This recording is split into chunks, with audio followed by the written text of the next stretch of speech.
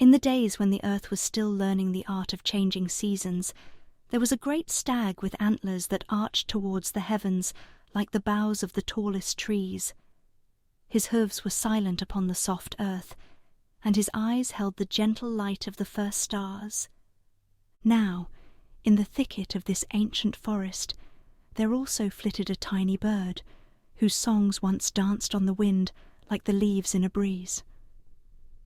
But the bird had lost its voice, as silent now as the moon is bright, and its wings carried it through the trees in quiet sorrow.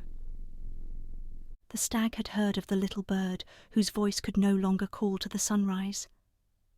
Each day he would wander the woods, listening for a melody that did not come, feeling the silence left in the wake of the bird's lost song.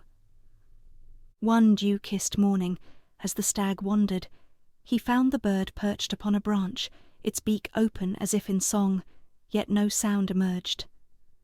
The stag approached, his steps careful not to startle the silent singer. "Oh, little bird," the stag whispered, "the forest yearns for your voice as the night yearns for the day."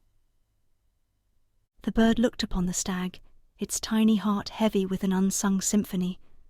It tried once more to sing, but its voice was a shadow, a whisper lost on the wind. The stag saw the sadness in the bird's eyes and made a gentle decision. "Come, perch upon my antler," he said. "We shall walk the forest together, and though you cannot sing, I shall be your voice." With a flutter of its wings, the bird alighted upon the stag's broad antler, and together they walked. The stag told stories of the trees and the streams, of the mountains that touched the sky, and the valleys that cradled the earth. And as he spoke, the bird felt the music in his words. Days turned to nights, and nights to days, and a wondrous thing began to happen.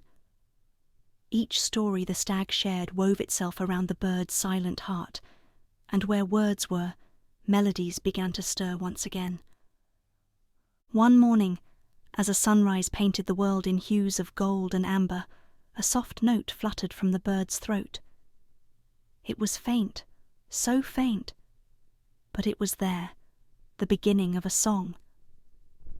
The stag stopped in his tracks, a smile in his gentle eyes. "Sing, little bird," he encouraged. "Sing, and let the forest hear the beauty of your voice once more." With each passing day, the bird's song grew stronger, until once again its melodies twirled with the wind, a tapestry of sound that blanketed the woods.